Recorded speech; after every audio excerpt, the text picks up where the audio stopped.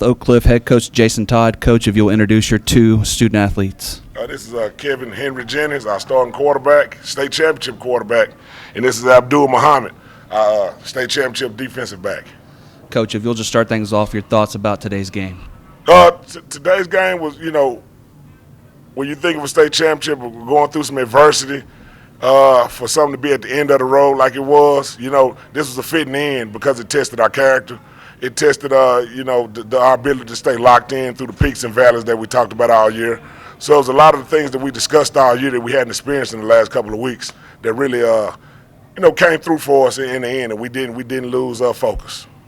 Questions from the floor. Coach, this is your first state champion, the first state championship in the Dallas ISD since 1958. Did you feel as if throughout this game you were representing not only South Oak Cliff High School but the entire Dallas ISD? Oh yeah, we felt like we were representing Dallas ISD, and that was a motto we had long before we started the playoffs. We were one school out of 22 high schools, and we knew those other 21 high schools were on our back too.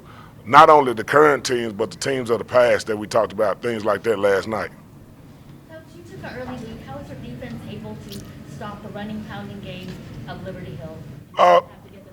Basically, we had to make some adjustments at halftime. We weren't getting lined up, some minor tweaks here, and that's a great team that we went against and a great offense. It's really hard to duplicate in practice, but, our staff, they went back in that room and they came out with a plan and the kids executed it. Coach, the chief of police was out there, the Dallas County judge was out there. Just what does it mean to see these big-name leaders in the city here supporting your team? It just shows you, if the right thing is going forward, we can get the whole city behind it. And that's what's big because, it wasn't just a South Oak Cliff thing or Oak Cliff thing. This was about Dallas and putting Dallas back on the map and showing that we can play ball with anybody else in the state of Texas. Coach, there was one big play in the fourth quarter. Their punter threw a pass on, it was actually the second fourth down play. Were you confident that you were ready for that play, and were you expecting that play? Yeah, we were confident. They're shown on film to do a lot of those things on special teams. So, we knew on special teams it's not a play that we could take off like a traditional game, where you just know a guy going to snap it back there and punt. So we were prepped in it, and they did some good things that kept us on our P's and Q's and didn't allow us to really get returners back there to return balls. Hey, for the players, could you all talk about playing on such a big stage? You got the whole crowd behind you. Sometimes you can feel like you're a lot of pressure, but it can also lift you to victory. Which was it? It was a big moment for us. We came out and just played how we supposed to play. We wasn't worried about the crowd, really. They came out and supported us, but we know to play our regular game and keep on going. What does it mean to you to be the state championship winning quarterback and make history? It means a lot. We did it for the whole Dallas, really. So, we had them behind our back, and we just kept pushing for them, and it means a lot for us. How special is it overall playing in front of 42,275 fans? Could you have ever imagined that? No, sir, never. Not really, no. Kevin, you guys were 2 for 2 on fourth downs on that first drive to take the lead.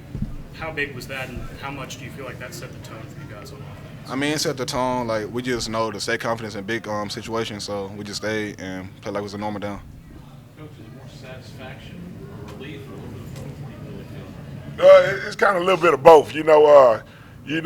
Getting a lot of guys and in the community to all buying the one goal is really hard. And you want to make sure at the end of the day that we achieved that goal, which was to win a state championship. And now that we have, you can breathe a sigh of relief because, I've been to the state championship once before as an assistant and came up short.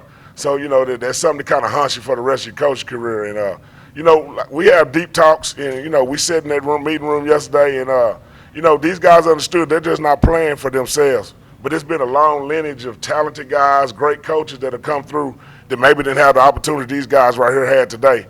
And all I can say is they fought through the peaks and valleys and they came out on top. And there's on the back of the players' warm-up shirts that it says "Trust the Process." Can you describe what went into that and just your journey this season? Basically what that was, the date was the last time that we had lost the Frisco game before Mr. Jennings was our starting quarterback. So that was the beginning date from that point. The year after that, we had the COVID restrictions. We didn't get the offense, fully in line like we wanted to. We lost to 18 seconds in the second round of the Frisco team. And it really was about we had to put in the work. We got to make some adjustments as coaches. We got to allow our players to play and put the ball in their hands a lot more often and let Mr. Jennings do what he does. And that whole process was just about, the end date was always this. Anything short of that wasn't the satisfaction of wasn't what we were shooting for. We wasn't shooting for second place. We wasn't shooting for going to play a Lido and being a close game. We wasn't satisfied with beating the Lido and losing the Lovejoy. We had one goal in mind the whole season, and all guys were locked in. And it's probably the most loose group of kids that I've ever been around, because, you know, the pressure never got to them. Like, if you saw them last night, they were just walking around the hotel. When we said it was bed check, you know, those guys were in the rooms, locked down, and we were ready to go. Why do you think that is? Just that they're so. I think it's how we coach them and how we're able to reach them in ways that they know we're being serious. And I think it's also come from a point, as a kid, a lot of times you don't understand how important things are in life or how big the role is. But I think a lot of times they understand that they're playing for us because they understand that we have feelings and passion about things, so they'll do things as a kid a lot of times to make you happy and please you, even if it's not that big a want for themselves. The district's already planning a parade for Tuesday. What's that day going to mean to just, now that you're done, to just take a day in? What's the date on Tuesday? Well, what date? My birthday's on the 22nd, so we probably can find some time to get that in. Coach, you got a lot of perspective on this thing, but what makes you the proudest? I've been following Dallas football my whole life. You know, I was at the stadium when Carter won the state championship in 1988. You know, I saw it with my own eyes. I was at Marshall when Odell Beckham's father and Jesse Olmstead caught the game-winning pass. I was coaching it against South Lake Carroll when that Fox ran down the field. My grandfather was a principal at South Oak Cliff for 14 years. I've seen all the greats from Egypt Allen to, you know, Wayne Morris. You know, a lot of these guys I've been hearing about, knowing about them my whole life. So I'm really like a Dallas historian. And I've only coached in Dallas. I've only went to school in Dallas. So everything about me is Dallas born and bred. And I'm proud to be from Dallas. And I'm proud to make sure we got over this hump and we got a state championship in Dallas. Kevin, you and Coach Samples have a special connection. Did you guys talk at all today, or? No. The one thing about me and Coach Samples, now we really hadn't talked. Me and Coach Samples, you know, got that father-son relationship where I know he's getting prepared and he don't want to be bothered with me, and I'm getting prepared and I don't want to be bothered with him. Hopefully he goes out here and finish it today, and then we'll go out and celebrate together, and be 2 state championships. Kevin, Abdul, can you guys just kind of talk about the emotions coming off the field, state champions, and what it means to bring one back home to South Oak Cliff? You know, it just means a lot. You know, the whole city was behind us, and we knew what we had to do, so we just came out there and finished what we started. I'll say the same. It means a lot for us. Like, it was my last game, so, you know, we had to go out with a bang. And for a lot of us seniors, we had to go out for them. The players, what does this mean? I know this question was already asked, but how is this going to change the South Dallas community, South Oak Cliff, and the student body, and what expectations do you have for future generations that come out of there? I mean, we just put it on the table to for others to keep going for us, and like next year we'll be back. So.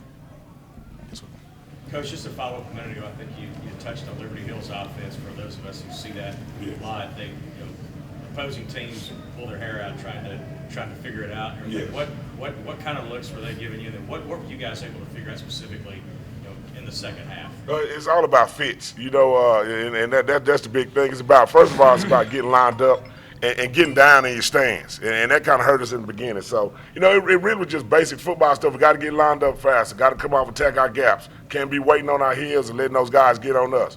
And then, you got to have a bad play by them, in that offense, because it's going to get 3 yards and 2 yards, pretty much most of the time with some guys they have running the ball. So, luckily we were able to go up, talk to Allen Wilson. We were, playing against Ennis with Alvarez.